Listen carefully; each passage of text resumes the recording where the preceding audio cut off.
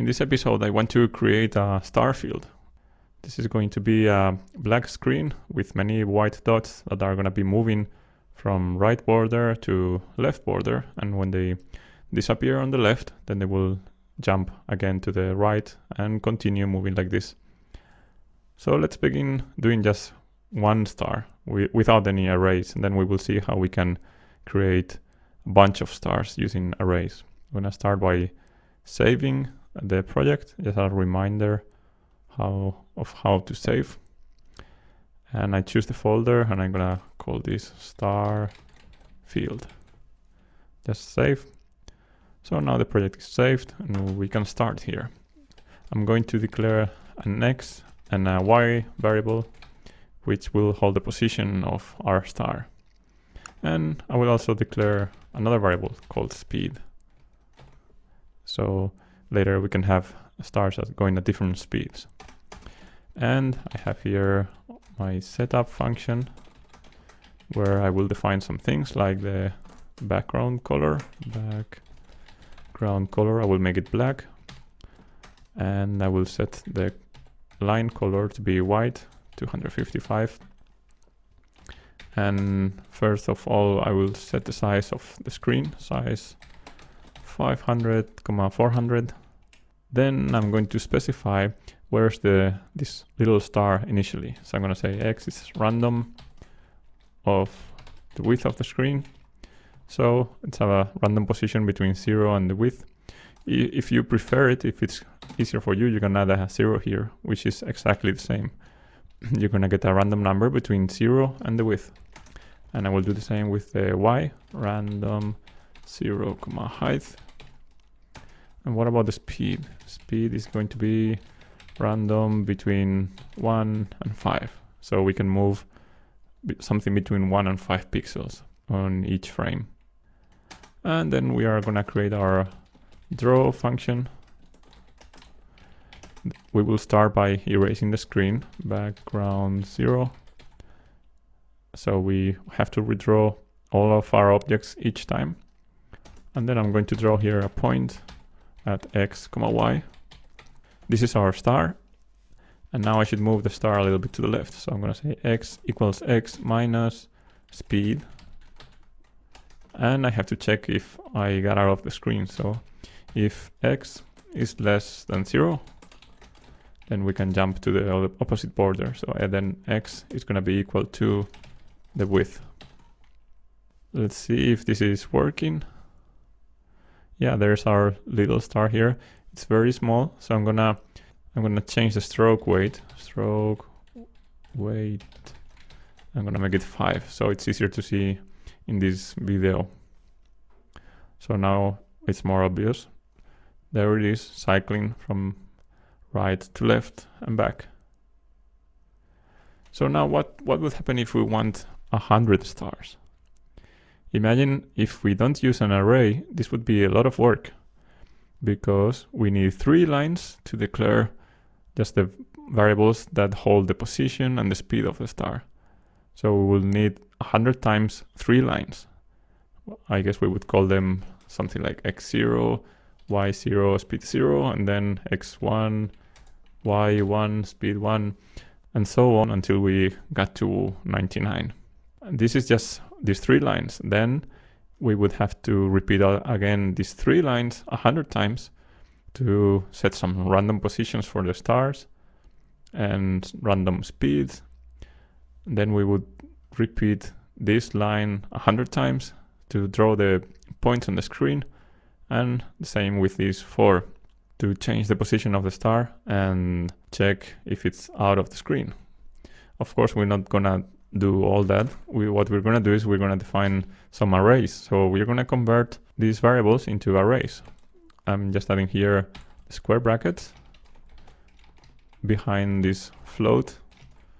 Float is the type of the variable. The square brackets mean this is now an array. And we have to do something new here. We have to define how large is our array. How many elements does it contain?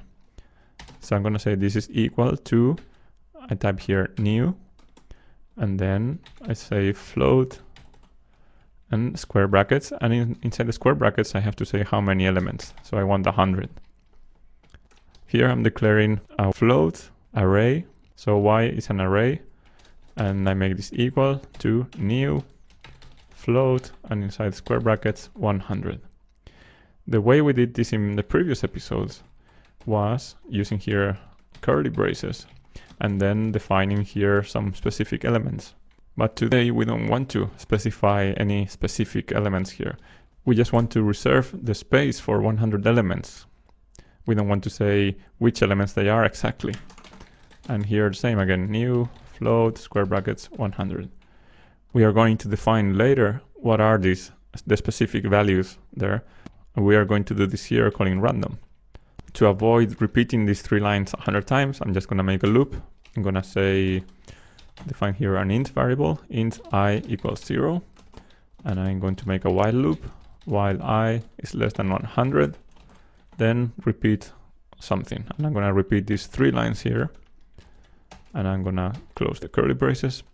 Never forget to add inside the loop some instructions to increase this value, or something that would make this condition here false at some point. If I don't increase y is forever 0, and it will never be over 100, and then the computer will start running really slow. So you better add this thing here. My x variable now is an array. So I have to specify with the square brackets which x exactly I mean here. Before I could say just x, now I have to say x and which element. The element is going to be first 0, then 1, then 2, then 3. This way I'm going to assign some random value for each x. And same thing for my y. So it's y square brackets of I, and same thing for the speed. Okay, so it's a bit more complicated than before, but it's not hundreds of lines. I'm just making a loop, and in this loop I'm assigning some random values for each element of x, of y, and of speed. Okay, that part is ready. So now finally I'm going to have to draw these 100 points, and I'm going to have to move them and check if they are inside the screen. So I'm just gonna have to repeat the same thing. I'm gonna declare here an I variable, int I is 0. And I will say while I is less than 100, open curly braces. I'm going to do all these things. I'm going to draw the point. I'm going to move the point. I'm going to check the point. And finally, I close these curly braces. Again, I don't forget to add this I equals I plus 1. And now these variables are arrays, so I have to use here the square brackets. X of I, y of I. Same thing all here. Looks a bit long. I can copy this. Open square brackets I and close them. So same thing for I, for speed. Here for the x. If this specific x is less than 0, then make this x equal to the width of the screen, and that's it. What happens now? Let's run our program. And there is our star field. Notice how some stars move faster than others. When each star is created, if we can say that, it's assigning a random position on the screen and a random speed. The speed never changes, and also the y value never changes. The only thing that changes is the x value here. Here we are moving the star to the left.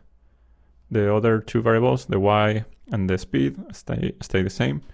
And if we reach the left border, then make it jump to the right border. And that's it. That's our simple star field program.